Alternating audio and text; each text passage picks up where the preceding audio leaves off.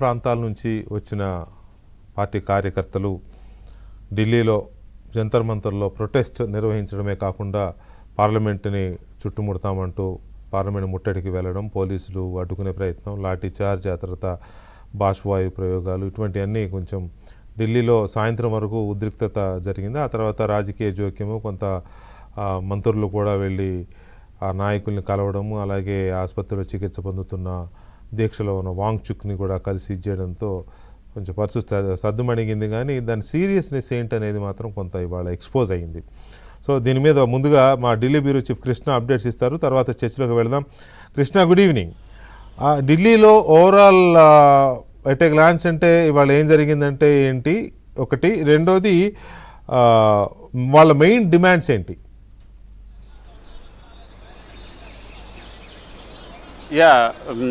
వెంకటకృష్ణ, ఈరోజు ఏదైతే అధికార పీఠం ఎంత ఎత్తున ఉన్నా యువత, విద్యార్థులు ఒక వీధుల్లోకి వస్తే, రోడ్డున పడితే, ప్రభుత్వానికి వ్యతిరేకంగా గలం విప్పితే వెనక తప్పని పరిస్థితి ఏర్పడుతుందన్న ఒక నిజాన్ని అయితే ఈరోజు నిరూపించారని చెప్పొచ్చు. ఎందుకంటే గత 24 రోజులు 25 రోజులుగా సోనం వాంగ్చుక్ దీక్ష చేస్తున్నా పట్టించుకున్నటువంటి ఈ యొక్క ప్రభుత్వం ఈరోజు చలో పార్లమెంటుకు యువత చూపినటువంటి ఈ సాహసాన్ని మెచ్చుకోవాలని చెప్పాలి. అంటే పార్లమెంటు ముట్టడి అంటే పార్లమెంటు తలుపుల్ని బద్దలు కొట్టి పార్లమెంట్ లోపలికి వెళ్ళటం కాదు, వాళ్ళ యొక్క సమస్యను ప్రభుత్వం దృష్టికి తీసుకురావటం, అదేవిధంగా దేశం దృష్టిని ఆకర్షించడం, అందులో మాత్రం ఈరోజు సఫలమయ్యారని చెప్పచ్చు. సుమారు ఒక 15,000 మంది 20,000 మంది ఈరోజు ఢిల్లీ వీధుల్లో ఒక కథం దొక్కారనే చెప్పచ్చు. గతంలో ఎన్నడూ లేని విధంగా ఒక్కసారిగా యువత ముఖ్యంగా ఢిల్లీ వీధుల్లోకి వచ్చారు.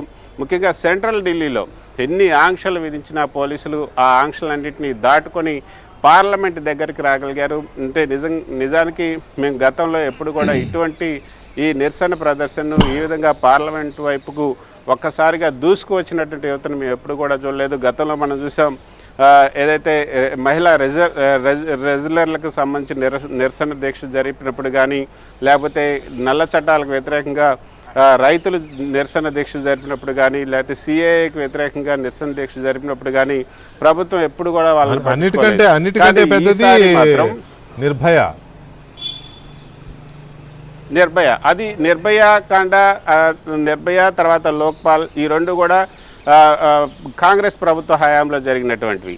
ఆ తర్వాత ఇప్పుడు బీజేపీ అధికారంలోకి వచ్చిన తర్వాత, ఎన్డీఏ అధికారంలోకి వచ్చినటువంటి తర్వాత జరిగినటువంటి ప్రధానమైనటువంటి ఈ నల్ల చట్టాలకు అంత మొదట 2014 తర్వాత నల్ల చట్టాలకు వ్యతిరేకంగా ఏదైతే రైతులు కథం దొక్కారో ఈ ఢిల్లీ సరిహద్దుల పక్కన, దాంట్లో కూడా ప్రభుత్వం ఎప్పుడు కూడా 1 సంవత్సరం 2 సంవత్సరాల వరకు వాళ్ళని పట్టించుకోలేదు.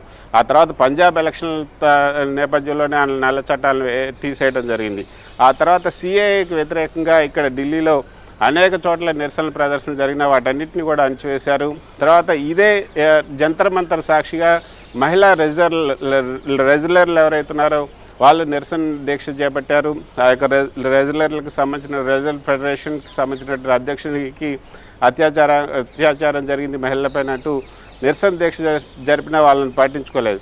కానీ ఈరోజు మాత్రం విద్యార్థులు, ఈ యువత నిజానికి స్పెషల్ ర్యాపిడ్ యాక్షన్ ఫోర్స్ని రంగంలోకి దింపినా కూడా పట్టించుకోలేదు. కానీ ఇంకొక విషయం, ఎప్పుడూ లేనట్టుగా సెంట్రల్ ఢిల్లీలో పార్లమెంటుకు నడిబొడ్డులో అసలు ఇంటర్నెట్ని కనెక్ట్ చేయటం అంటే ఈ వార్త ఇంటర్నెట్ కనెక్ట్ చేశారన్నది మనం నార్త్ ఈస్ట్లోనో లేకపోతే జమ్మూ కాశ్మీర్లోనో కొన్ని ఉద్యమాలు జరిగినప్పుడు, అప్పుడు ఏదైతే ఉగ్రవాదులు వచ్చినప్పుడు, తర్వాత అక్కడ ఏదైనా ఇవి జరిగినప్పుడు అక్కడ ఇంటర్నెట్ బంద్ చేశారు.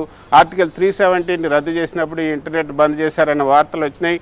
అప్పుడు సీజేఐగా ఉన్నటువంటి మన నూతలపాటి వెంకటరమణ, ఆయన ఎన్వి రమణ సీజేఐగా ఉన్నప్పుడు అక్కడ ఇంటర్నెట్ మళ్ళీ పునరుద్ధరించాలని ఆదేశాలు ఇచ్చారు ఎక్కడ యొక్క జమ్మూ కాశ్మీర్లో.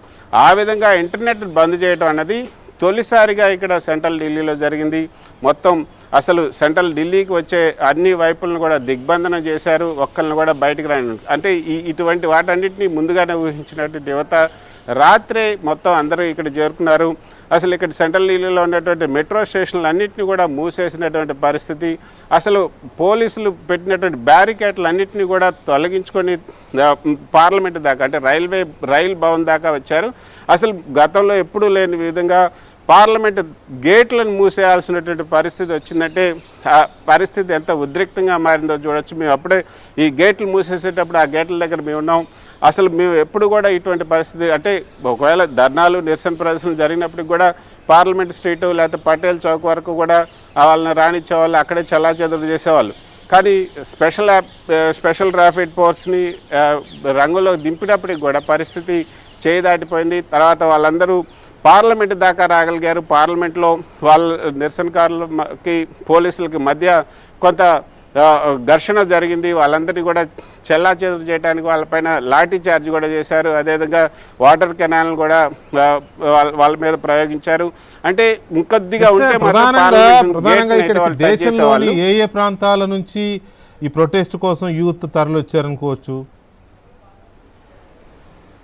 ముఖ్యంగా వెంకటకృష్ణ ఢిల్లీ చుట్టుపక్కల ఉన్నటువంటి హర్యానా, యూపీ, అదేవిధంగా పంజాబ్, ముఖ్యంగా పంజాబ్ నుంచి కూడా ఎక్కువ వచ్చారు. ఆప్ కార్యకర్తలు ఎక్కువ వచ్చారు. తర్వాత వామపక్షాలకు సంబంధించినటువంటి ఏదైతే యూత్ ఫెడరేషన్ యూత్ వింగ్లు ఉన్నాయో వామపక్షాలకు సంబంధించిన ఎస్ఎఫ్ఐ కానీ ఏఎస్ఎఫ్ కానీ వీళ్ళకి సంబంధించినటువంటి కార్యకర్తలు అయితే చాలా ఎక్కువ మంది వచ్చారు. ఈ ఢిల్లీ బోర్డర్లో ఢిల్లీ పక్కన ఉన్నటువంటి ఈ యొక్క రాష్ట్రాలు యూపీ, పంజాబ్, అదేవిధంగా హర్యానా ఈ రాష్ట్రాల నుంచి ఎక్కువ వచ్చారు. అదేవిధంగా కొంత రాజస్థాన్ నుంచి కూడా కొంతమంది వచ్చినటువంటి పరిస్థితి. అయితే ఈ 10 అంటే పోలీసు లెక్కల ప్రకారం కూడా 10-12 వేల మంది ఉంటున్నారని పోలీసు లెక్కలు చెప్తున్నా. మనకంతున్నట్టు సమాచారం అయితే 20 నుంచి 25 వేల మంది కనీస పక్షంగా ఉన్నారు. సో వాళ్ళందరూ దేశవ్యాప్తంగా కోట్ల మంది చూశారు కదా. ఇవాళ నేషనల్ ఇష్యూ అయి కూర్చుంది కదా, మొత్తం మీడియా అంతా